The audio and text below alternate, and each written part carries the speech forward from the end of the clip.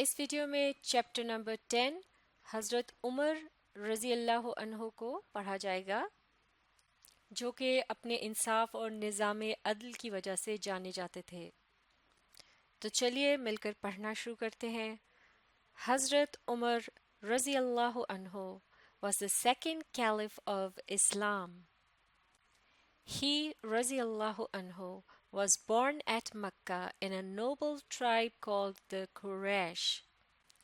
Hazrat Umar رضی اللہ عنہ was the second caliph of Islam یعنی حضرت عمر رضی اللہ عنہ اسلام یا مسلمانوں کے دوسرے خلیفہ تھے۔ He رضی اللہ عنہ was born at Mecca in a noble tribe called the Quraysh. وہ مکہ میں ایک معزز قبیلے میں کہ جس کا نام قریش تھا اس میں وہ پیدا ہوئے۔ He رضی اللہ عنہ received the title of Farooq after he embraced Islam. انہیں اسلام میں داخل ہونے کے بعد فاروق کا لقب دیا گیا جس کا مطلب ہوتا ہے حق اور باطل میں فرق کرنے والا۔ He رضی اللہ عنہ was one of the very few persons in Makkah who could read and write.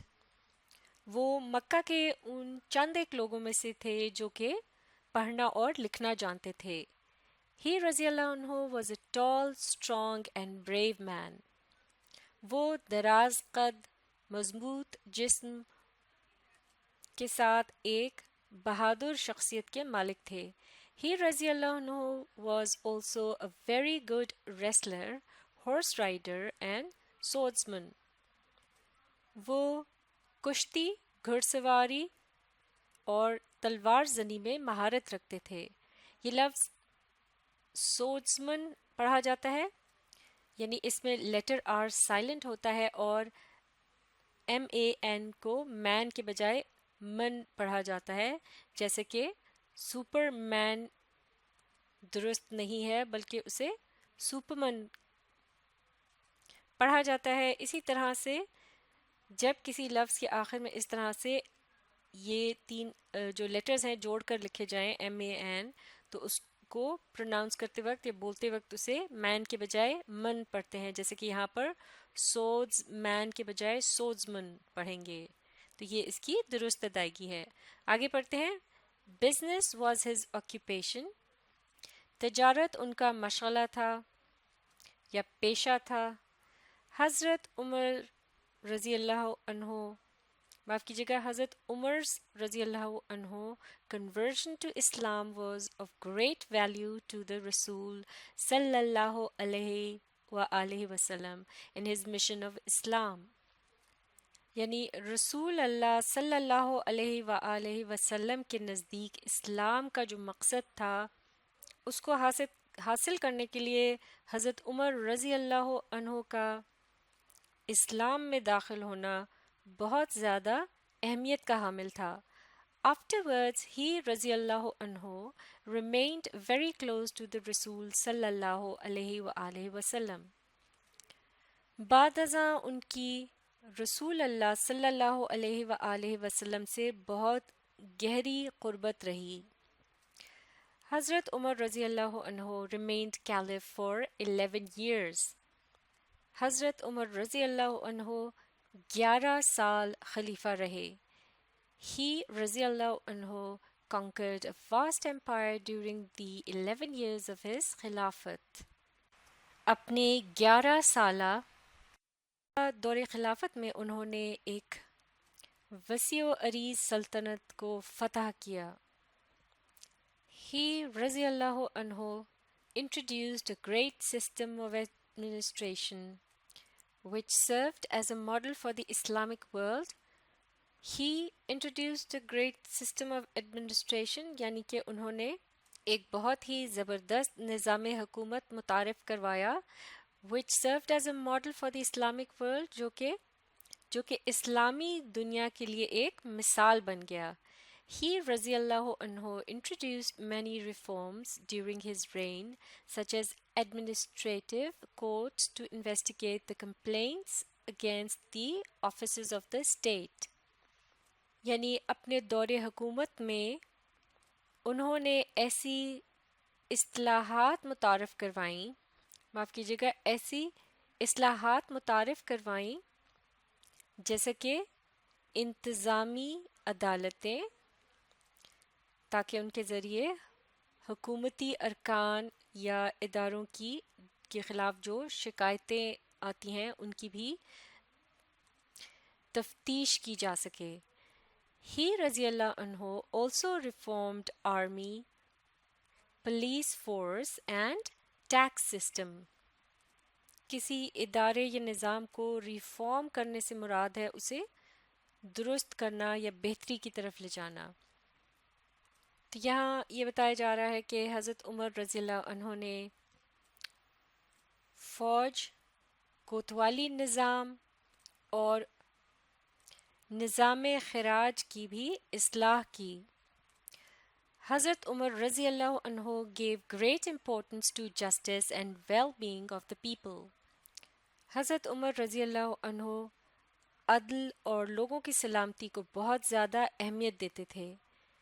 He رضی اللہ عنہ was very strict in the case of judgment۔ وہ انصاف کے معاملے میں بہت زیادہ سختی سے کام لیتے تھے۔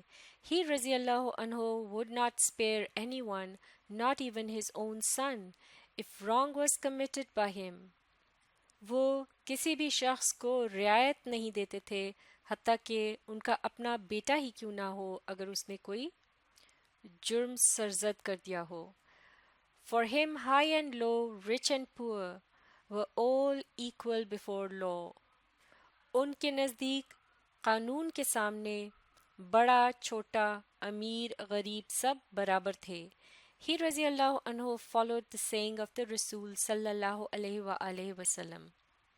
وہ رسول صلی اللہ علیہ وآلہ وسلم کے کہے ہوئے پر عمل کرتے تھے، جیسے کہ رسول نے فرمایا تھا treat your servant as you would treat yourself، یعنی اپنے ملازم سے وہی سلوک کرو جیسا تم خود اپنے ساتھ کرتے ہو۔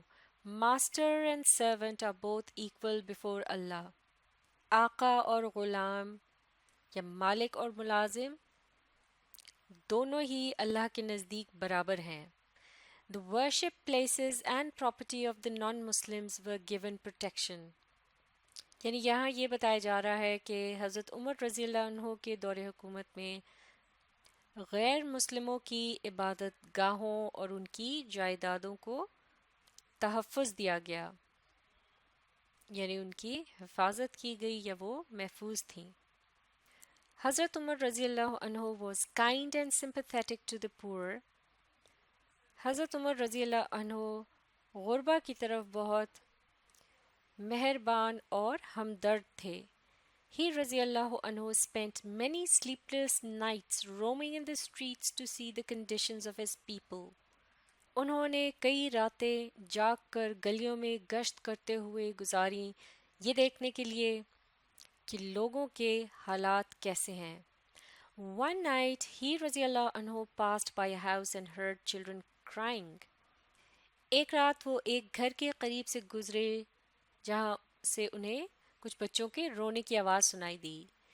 There was a pot of water on the fire۔ پانی کا ایک برتن آگ پر رکھا تھا۔ The mother was telling the children to go to sleep and when the food was ready she would wake them up۔ ماں بچوں کو سو جانے کا کہہ رہی تھی اور یہ بھی کہ جب کھانا تیار ہو جائے گا وہ انہیں جگا دے گی۔ But the children would not listen۔ لیکن بچے اس کی بات نہیں مان رہے تھے۔ حضرت عمر رضی اللہ عنہ asked the woman, What is the matter؟ حضرت عمر رضی اللہ عنہ نے اس عورت سے دریافت کیا کہ ماجرا کیا ہے۔ She told him that there was nothing to eat۔ اس نے انہیں بتایا کہ ان کے پاس کھانے کے لیے کچھ بھی نہ تھا۔ There was no money and no grain in the house۔ اس گھر میں نہ پیسہ تھا اور نہ ہی اناج۔ Her husband had died۔ اس کے شوہر کی وفات ہو چکی تھی۔ The children were crying for food۔ بچے کھانے کے لیے بلک رہے تھے۔ He رضی اللہ عنہ helped the widow with food, money and clothing۔ آپ نے اس بیوہ کو کھانا، پیسے اور کپڑے دے کر ان کی مدد کی۔ One day Hazrat Umar radiallahu anhu was saying his namaz in the masjid. A non-Muslim named Firoz killed the caliph with a knife.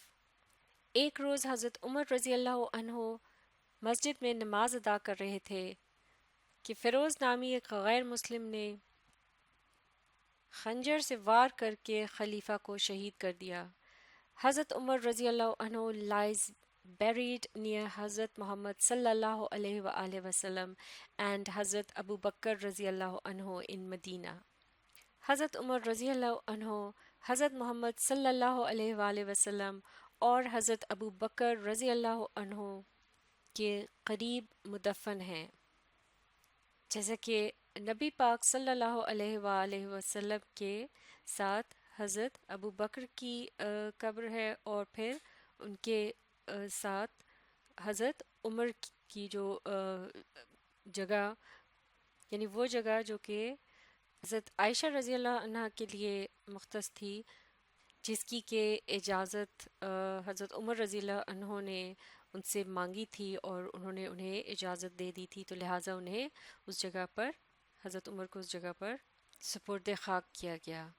اس کے علاوہ ان کے بالکل ساتھ جو ایک چوتھی جگہ باقی ہے اس کے متعلق کہا جاتا ہے کہ حضرت عیسیٰ علیہ السلام کو وہاں سپرد خاک کیا جائے گا جب وہ دوبارہ اس دنیا میں تشریف لائیں گے.